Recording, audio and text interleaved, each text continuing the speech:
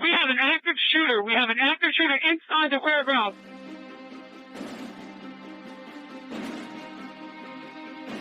Welcome to Active Shooter, a podcast that covers the whys, the hows, and the aftermath of active shooter and mass casualty events. They have an active shooter in the building. A second call says they are being attacked. I've been shot. 1692 means we got shots fired. 4:15 a.m. Route 291. Sounded like an automatic firearm.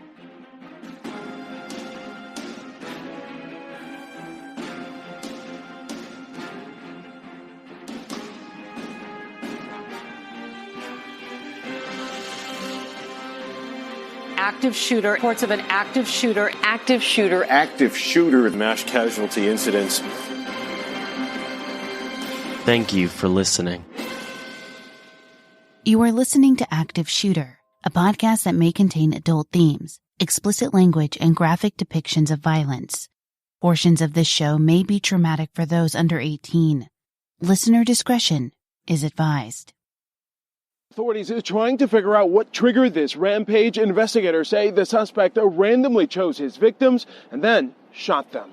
Shots fired. We have one confirmed victim right now. Overnight, a city gripped with fear after multiple shootings took place across Kalamazoo, Michigan. But now, residents waking up knowing the suspect is in custody. The shooting spree spanning 13 miles at 3 different locations. When Matt Mellon requested an Uber on the afternoon of February 20th, 2016, he didn't know that he'd be riding with the devil. The man that picked him up would go on a deadly shooting rampage in the town of Kalamazoo, Michigan, killing 6 innocent people and severely injuring an additional 2. After being pulled over and surrendering himself to police, the man would use the classic excuse of, quote, "The devil made me do it." Active Shooter the podcast is a High Five Holly production, and I'm your host, JT. If you've listened to our prior episodes, you know that the Active Shooter podcast team has taken the no notoriety pledge, and we will not be sharing the real name of the shooters that we cover. We will be giving the shooters a pseudonym and refer to them by that name throughout the episode. This will help in clearing up any confusion in the story, while remaining true to our pledge in not naming the shooter by their actual name. In today's episode, we will be referring to the shooter as Daniel.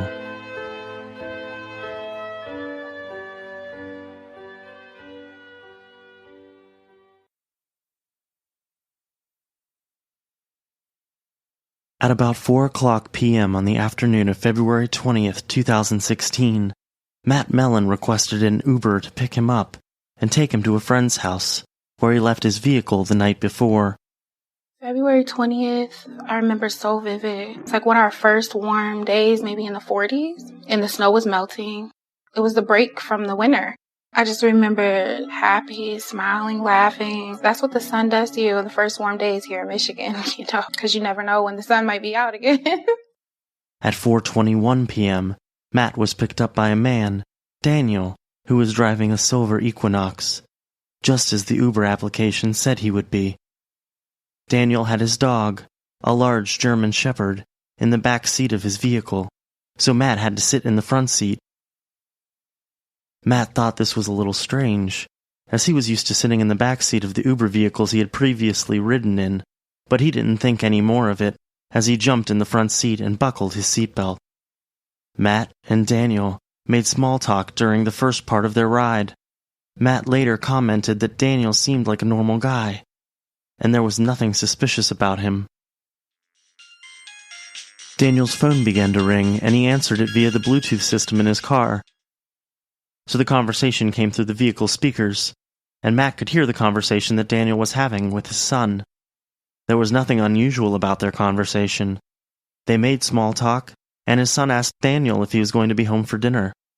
Matt said the conversation was short and lasted less than a minute. After Daniel ended the call with his son, everything changed. He immediately started driving erratically. He floored the gas pedal, drove into oncoming traffic, and drove through a median. Daniel's driving obviously scared Matt, who repeatedly asked Daniel to stop so he could get out. However, Daniel refused to stop the car. Matt recalled that Daniel had ran through at least one stop sign and also sideswiped a Ford Taurus. Upon striking the Taurus, Daniel kept on driving, and he didn't show any signs of stopping soon. When Daniel finally decided to stop at a stop sign, Matt opened the door and tumbled out of the front seat. Matt was now in a residential area, and a witness heard the commotion from her house and saw Matt tumble out of the car. She ran outside and asked if he was okay. Pedal to the metal, probably 75, 80 miles an hour down this road. I was bracing for impact, basically. I was pleading for him to stop at this point, because it was like, you just hit that car, and he's like, I didn't hit any car. We were going so fast, we just blew right through this. At one point, I even thought about hitting him. As Matt dialed 911, he told the witness about the terrifying ride that he had just been on, and wanted to make sure the authorities knew that there was a man driving recklessly on the streets of Kalamazoo. 911? I was just in the car with my Uber driver. He was leaving in and out of lanes. He sideswiped the car. Okay, what kind of car is it? Chevy Equinox. Did you want to talk to an officer, sir, or you just want me to put out an alert over the radio? I just wanted to report it because I don't want someone to get hurt. I understand what you're saying, but I need to know if you want to talk to an officer or if you want me to have an officer to just be on the lookout for it. I just want to be on the lookout. Okay, thank you. Unfortunately, erratic driver calls happen quite frequently, and unless the police witness the erratic or reckless driving, there isn't a whole lot they can do about it. People call in erratic drivers. There's not much that the police can do, unless the police witness that vehicle driving erratically themselves, which unfortunately in this incident, the officers did not see that vehicle. Millen did not wish to be contacted. If there's no complainant, there's not much that the police can do. After Matt had finally made it to his vehicle and returned home, he filed a complaint with Uber about the careless driver. Unfortunately, at that time, Uber only had an email service that a passenger could use to file a complaint, but the passenger had to wait until somebody contacted them back. At 4:34 p.m., Daniel returned home and contacted his wife, asking her to meet him at his parents' house. Before meeting his wife, he picked up another Uber ride request. Macy Eldridge submitted a pickup request for her boyfriend, who was at his own apartment, and was requesting he be picked up and taken to Macy's apartment. Daniel arrived at the Meadows apartment complex and became angry because he got lost and couldn't find Macy's boyfriend's apartment. He was repeatedly calling Macy and raising his voice, telling her that she had given him the wrong directions. He was calling me and telling me, saying I was giving him wrong directions and was getting upset with me and then had hung up on me. And I just kept texting, and I was like, are you there yet? Frustrated, Daniel hung up on Macy. As he was driving around the apartment complex, he spotted a young female who was walking with 5 children across the apartment complex through the playground area. The woman, Tiana Carruthers, was taking her 7-year-old daughter and some of her friends to another friend's apartment to play. I was in the house just finishing up a workout, trying to get fit for the summer. And my daughter was with some young ladies. And they came in like, Mom, we really want to go over this girl's house named Joy. Can we go over her house? And so I was like, okay, I'll walk you over there. We'll go meet her mom. Daniel drove over to Tiana and asked if she was Macy. Tiana reported that he was very confrontational and rude towards her. When Tiana said she wasn't Macy, Daniel squealed his tires and drove away.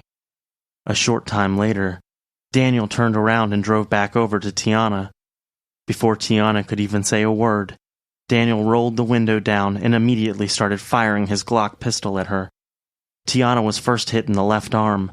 While she was running away from the madman, she was shot in the right leg, which caused her to fall to the ground. While on the ground, still scrambling to get away, she was shot again in the left leg. The 4th shot hit her from behind and lodged in her liver. As Tiana was being shot, she yelled at the children to run. And I told the girls, run, no matter what, you run and do not come back. While falling to the ground, she continued to try and shield the children from being shot. Miraculously, not a single one of the kids was shot, or even injured. Daniel then drove off, leaving Tiana to die on the sidewalk of the apartment complex. Luckily, numerous neighbors heard the commotion and ran out to see what they could do to help Tiana. As 911 was called and emergency services were en route, Tiana kept asking how the kids were and if they were okay. Her neighbors told her that the kids were fine and that she shouldn't move as she was severely injured. Kalamazoo County 911. Hello, I need an ambulance. Please hurry up. Somebody fire shots. Been like 9-10 gunshots right outside our apartment complex. We need someone here. Okay, over on High Meadows. Please don't move. They coming, okay? Please don't move. We got the kids. Please don't move. When the ambulance and police showed up to help Tiana, she was able to tell them what had happened and gave a description of the man that had tried to kill her. It didn't take long for police to figure out that Tiana had just given the same description that Matt gave of the crazy Uber driver who picked him up about an hour and a half earlier. Dispatch even called Matt back to confirm the description that he gave to them. Hello? Hi, did you call earlier about the Uber driver? Yeah, he picked me up from my house. Did you guys catch him, or? No, we were just trying to see if he was involved in another incident. Okay? I have his name from Uber. It's Jason. While the emergency crew was tending to Tiana and loading her into the ambulance, Daniel was still driving like a madman on the streets of Kalamazoo. He ran a red light, which caused him to be involved in another accident. However, Daniel did not stop after colliding with that vehicle. Kalamazoo County 911. Hello. I needed an officer to come out. I was just involved in an accident where a guy ran a red light and hit me in an intersection. Daniel continued driving to his parents' house to meet his wife. He told his wife that he was involved in an accident and needed a different vehicle. When she asked what happened, he told her that the accident was caused by an angry cab driver, and that the cab drivers in town were upset with Uber drivers for taking their business. Daniel went into his parents' house, walked upstairs to his father's closet, and took his father's handgun, loaded it, and handed it to his wife. He told them that they couldn't go back home because it wasn't safe there, and that she and the children couldn't go to work or school on Monday. Daniel told his wife that he couldn't tell her what he was about to do, or what exactly was going on, but she would hear about it later that night on the news. Before his wife could even answer, he was out the door. Daniel tried to leave in his Hummer. However, he couldn't get it started, so he went back inside and got the keys to his parents' Chevrolet HHR.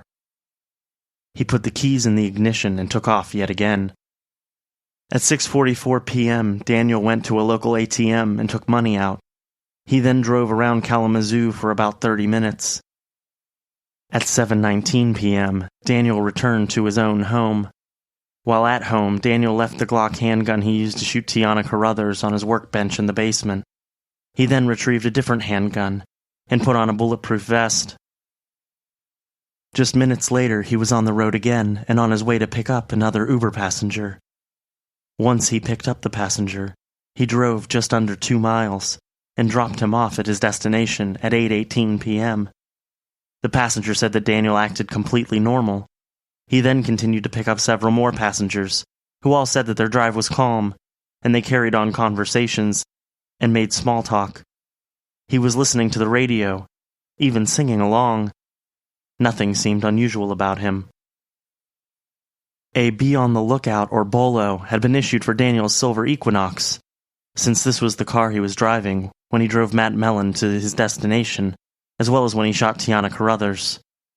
Little did the investigators know that Daniel changed vehicles and was now driving the black Chevrolet HHR. At 9:58 p.m., Richard Smith, his son Tyler, and Tyler's girlfriend Alexis stopped at a car dealership to look at cars for sale. Tyler had his eyes set on a bright blue pickup truck, and he wanted to stop to show his dad the vehicle. Richard and Tyler got out of their vehicle to get a closer look at the truck, while Alexis waited in the back seat. Just a couple of minutes later, at 10:01 p.m., Daniel spotted the father-son duo standing outside in the dealership parking lot.